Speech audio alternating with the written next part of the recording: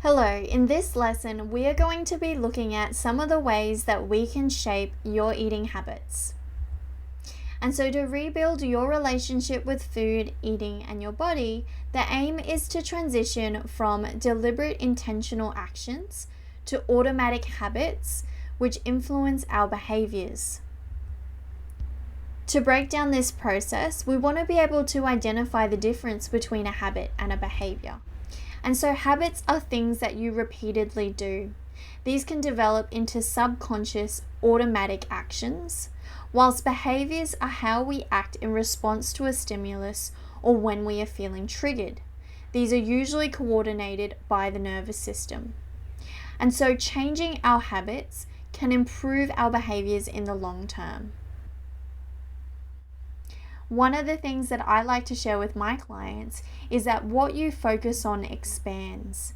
And so even if you start with a few small daily actionable goals, this can build towards food freedom. Even if you are trying to improve 1% better every day, the trajectory could mean you completely change your relationship with food forever. And so some of the health promoting habits that you might already be implementing could be eating regularly, allowing all foods as an option, consistently challenging the inner food and body critic, practicing body neutral strategies, and giving yourself unconditional permission to eat. Some of the key tips that I like to use to build habits include setting realistic goals. Even the smallest goals have the potential to be adapted and built upon. Try to make it fun, because if we're enjoying what we're doing or there is a reward associated with it, we're more likely going to stick with it and it will be sustainable. Shifting perspective and tracking momentum instead of outcomes. And so this means being consistent with your actions, learning things along the way, and building momentum. Whilst if you were to look at it through the lens of outcome-driven goals, some of my clients find that it can be really tricky looking ahead and seeing the disparity or the gap and feeling like it's too hard to achieve. The other thing is that when you do slip up, trying to get back on track as quick as you can help to maintain that consistency. Something to keep in mind also is that you can always start again, and there's always new opportunities to learn and do things differently. The last thing is to be patient and to celebrate your wins. We know that disordered eating behaviors and any behaviors takes time to heal. And so by being able to celebrate even the smallest of wins, this can give you the encouragement to keep going with your healing journey. And so these two images are things that I always refer back to when I'm stuck. And so it basically shows us that actions taken on one day can build into 1 month and 1 year. The other is saying or showing that one bad day doesn't equal a bad life. And so you are always able to start again and work on that next goal consistently.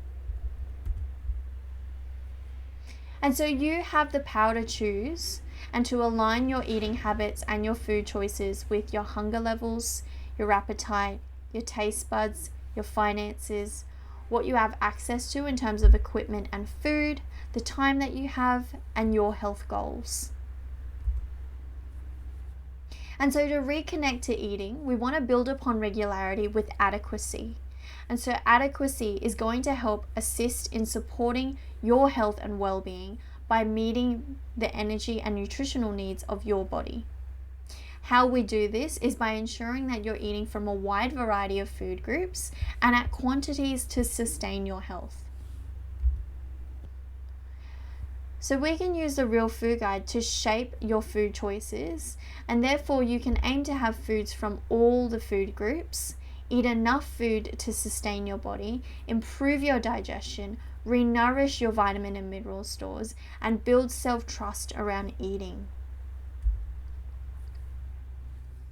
We know that portion sizes may vary for each person, and it is very, very individualized what your nutritional requirements may be. The key thing is to include all food groups to ensure that you're getting a balance of each of those macronutrients. The other thing is that it will get easier with practice, and so consistency is key when we're working on adequacy. To delve a little bit deeper into the food groups, we know that carbohydrates are essential to keeping us alive. It is the only fuel source for the brain and the preferential fuel source for the body. It is also a source of fiber, and so this can help with maintaining your gut health. And so we should be aiming for 4 to 6 serves a day. Proteins provide amino acids, which form the building blocks to our muscles and organs. This is so that they can grow, heal, and function well. They are also a source of iron, zinc, and vitamin B12. And so we should be aiming for somewhere between 2 and 3 serves a day. In terms of fats, these will help to protect the heart and body from inflammation. They can also help us store fat-soluble vitamins, those vitamins like vitamin A, D, E, and K. And so we want to be aiming for around 1 to 3 serves a day. Plant-based foods. So these plant-based foods include fruit, vegetables, nuts, seeds, beans, and legumes. And what they do is they enhance our nutrition. They maintain regular bowel movements, and they help to feed the good bacteria in our gut. They are also a concentrated source of vitamins, minerals, and antioxidants, and so we should be aiming for somewhere between 5 and 7 serves a day. And so those serve as a guide for our macronutrients, but any foods that you enjoy can still be included as part of your intake. The next thing that I wanted to discuss was a little bit about overeating, and this is one of the things that a lot of my clients struggle with in the beginning when they are trying to heal their relationship with food. And so overeating is normal, especially because we have an abundance of highly palatable foods. It is also normal when we are still learning to heal your eating. And so what do we want to try and do if you have overeaten? There are a few tips that we want to keep in mind, and this includes continuing with your regular eating schedule, trying to be kind with yourself and practicing self-compassion, embracing that all foods fit, practicing enjoyable movement or taking a gentle walk, and appreciating that all foods serve a purpose. And so you may have overeaten because it tastes good, or because you're at a social gathering, or because it was a way to bring connection. All of those are still valid reasons, and we can appreciate the fact that that food served a purpose at that point in time. There are a few things that we want to avoid doing or limit as much as we can, and this is skipping your next meal or snack, feeling bad or judging yourself, writing off that food, using exercise to make up for it, or triggering any all or nothing thinking. And so ultimately we want to align our habits with a health first approach. And so one of the things that I like to do is to ask my clients this question, or I get them to ask themselves this question.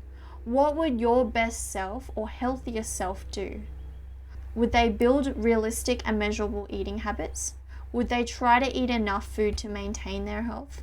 Would they aim for variety across all the food groups? Would they accept that overeating is normal and what you do after is your choice? The last thing I want to leave you with is that every meal is an opportunity to start over, learn something new, and build consistency. Thank you so much for listening to this lesson. I have activities that you can start putting into practice from this module's guidebook. And remember to please like, subscribe, or share this video with others who may find it helpful.